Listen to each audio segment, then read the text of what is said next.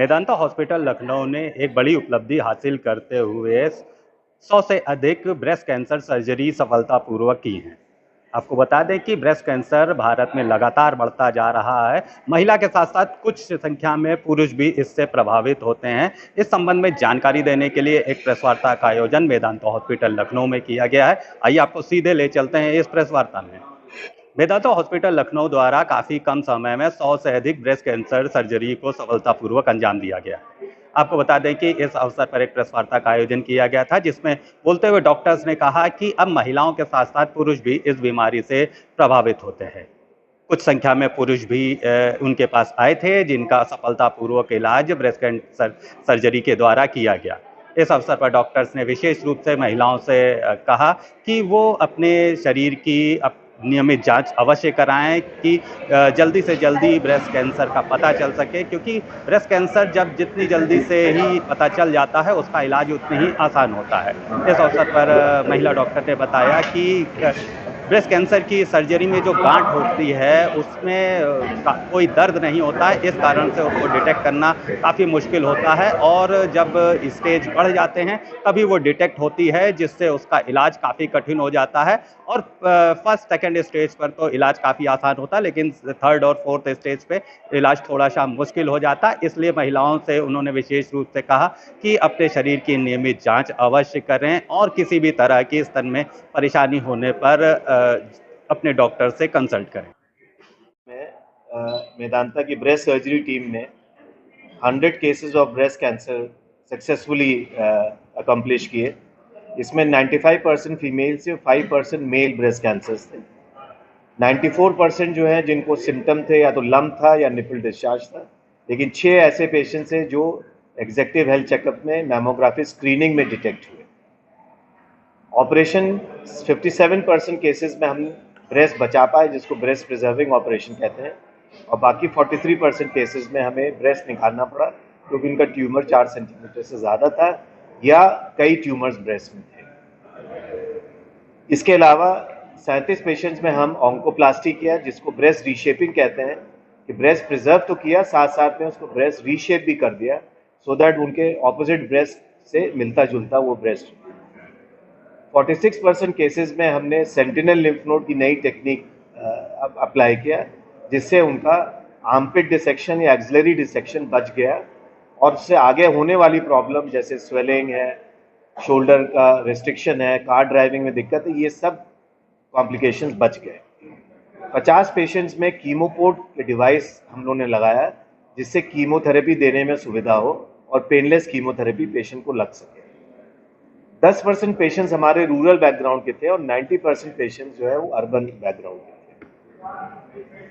75% patients ने surgery के बाद कीमोथेरेपी की आवश्यकता थी, जिन्होंने मेदांता में स्वयं यहाँ पर कीमोथेरेपी ली, और 50% में रेडियोथेरेपी भी ली। 24 पेशेंट ऐसे थे जिसमें कीमोथेरेपी पहले देनी पड़ी क्योंकि उनका एडवांस ब्रेस्ट कैंसर था, और कीमोथेरेपी देने के बाद फिर उनका ऑपरेशन किया गया।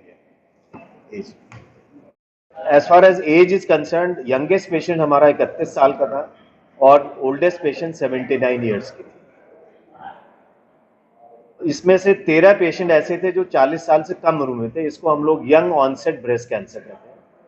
ये इंपॉर्टेंट इसलिए कि उनकी और बहुत सारी प्रॉब्लम्स होती हैं, जिसको जैसे फर्टिलिटी प्रिजर्वेशन है, ये सब चीज़ें प्रॉब्लम, उनको काउंसलिंग की जाती है और उनका ओवम को क्रायो फ्रीज किया जाता है अगर वो तैयार है उसके लिए, ताकि आगे वो अपनी फैमिली बढ़ा सके, क्योंकि कीमोथेरेपी से उनका ओवम सारे डिस्ट्रॉय हो जाते हैं, तो उनको फर्टिलिटी उनकी ख़त्म हो जाती है।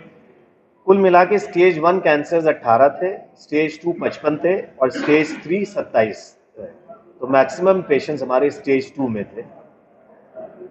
हमारे 39 पेशेंट्स थे जिन्होंने आउट ऑफ पॉकेट यानी कैश एक्सपेंडिचर किया। 55 पेशेंट्स के पास हेल्थ इंश्योरेंस था और 6 पेशेंट सीएम फंड की सुविधा से अपना इलाज यहाँ पर करा सकते। तो ये बहुत ज़रूरी है कि पुरुष भी अपना ध्यान रखें, और अगर उनको कोई गांठ महसूस होती है या उनके परिवार में ब्रेस्ट कैंसर की हिस्ट्री है, महिलाओं में ब्रेस्ट कैंसर की हिस्ट्री है, तो उन पुरुषों को थोड़ा जागरूक रहना चाहिए और कभी भी गांठ मिले तो ब्रेस्ट सर्जन से मिल के संपर्क करें और अपनी जांचें कराएं। इसके 4-5 मुख्य कारण हैं। एक तो ये है कि थोड़ा हमारी लाइफस्टाइल थोड़ा स्ट्रेसफुल हो गई है, लैक ऑफ एक्सरसाइज है, अल्कोहल इनटेक अगर ज़्यादा है तो वो भी एक रिस्क फैक्टर है। ब्रेस्ट फीडिंग एक प्रोटेक्टिव फैक्टर है, तो अगर ब्रेस्ट फीडिंग महिलाएं नहीं करती हैं तो उनमें ब्रेस्ट कैंसर होने की संभावना रहती है। ओरल कॉन्ट्रासेप्टिव पिल्स अगर 5 साल से ज़्यादा लेते हैं तो वो slight increase in breast cancer होता है। हार्मोन रिप्लेसमेंट थेरेपी जो पोस्ट मेनोपॉजल वुमेन को देते हैं वो अंडर सुपरविजन ऑफ डॉक्टर होना चाहिए। अगर अंडर सुपरविजन नहीं है तो उससे भी ब्रेस्ट कैंसर इंक्रीज होने की संभावना होती है। ब्रेस्ट कैंसर जैसे कि मैंने बोला सबसे ज़्यादा होने वाला कैंसर है, इसलिए महिलाओं को काफ़ी जागरूक होना पड़ेगा। इसके लिए आपको अपना ब्रेस्ट सेल्फ एग्जामिनेशन हर महीने एटलीस्ट 3 महीने में या तो फिर एक बार ही ज़रूर करना चाहिए। स्तन में कोई भी गांठ हो, चाहे वो दर्द करती हो चाहे वो ना करती हो, अवश्य डॉक्टर को दिखाएं। या ब्रेस्ट में से, निपल में से कोई डिस्चार्ज आना, जैसे कि रेड डिस्चार्ज आना, वो ज़्यादा इंपॉर्टेंट है अगर वो एक ब्रेस्ट से आ रहा है। अगर कोई डिस्चार्ज दोनों ब्रेस्ट से आ रहा है इसका मतलब तब भी आपको दिखाना है, बट अगर सिंगल ब्रेस्ट से आ रहा है और अपने आप आ रहा है कोई रिसाव, तो वो बहुत इंपॉर्टेंट है कि आप तुरंत ही दिखाएं। या ब्रेस्ट में कोई लालपन होना, कोई निपल पे अल्सरेशन होना या स्किन पे कोई अल्सर होना, ब्रेस्ट में कुछ भी गड़बड़ लगे आप तुरंत ब्रेस्ट सर्जन को दिखाएं। इम्पॉर्टेंट ये है कि गांठ जो है वो तभी आपको फील हो पाएगी जब वो 2 या 3 सेंटीमीटर के ऊपर होगी। छोटी गांठ आपको फील नहीं हो पाएगी ब्रेस्ट में, इसलिए स्क्रीनिंग कराया जाता है कि स्क्रीनिंग में आपको मैमोग्राफी होगी तो ब्रेस्ट में गांठ छोटी भी होगी तब भी वो मिल जाएगी। और नॉर्मली ब्रेस्ट सेल्फ एग्जामिनेशन भी अगर हम करेंगे तब भी छोटी गांठ मिल नहीं पाएगी और पेशेंट को समझ नहीं आएगा कि गांठ थी कि नहीं थी। जब वो गांठ बड़ी हो जाती है तभी मरीज को पता चलता है। और कुछ ऐसी भी प्रॉब्लम होती है कि मरीज दिखाना नहीं चाहता डॉक्टर को, क्योंकि वो ब्रेस्ट के संबंधित होता है इसलिए उनको डॉक्टर नहीं मिलते दिखाने को, या फिर वो अपनी फैमिली के प्रति इतना बिजी रहते हैं कि अपने काम काज में कि वो अपने हेल्थ को बिल्कुल टाइम नहीं दे पाती महिलाएं। तो इसलिए अपने लिए एटलीस्ट एक दिन तो निकालें कि अपने जांच करें, और अगर कुछ प्रॉब्लम हो तो अपनी फैमिली को अवश्य बताएं और आके डॉक्टर को दिखाएं। किसी भी उम्र में ब्रेस्ट कैंसर, आजकल तो हमें बहुत यंग फीमेल्स में भी ब्रेस्ट कैंसर मिल रहा है, बट जो स्क्रीनिंग होती है वो आइडली 40 ईयर से ऊपर हम लोग बोलते हैं कि हर महिला को मैमोग्राफी कराना चाहिए हर 2 साल में एक बार। जो भी सामर्थ्य हो उनको तो कराना चाहिए। First of all, of course, I want to just say thanks to sir. क्योंकि उन्होंने जो कुछ भी मुझे एडवाइस किया, I just listen to him.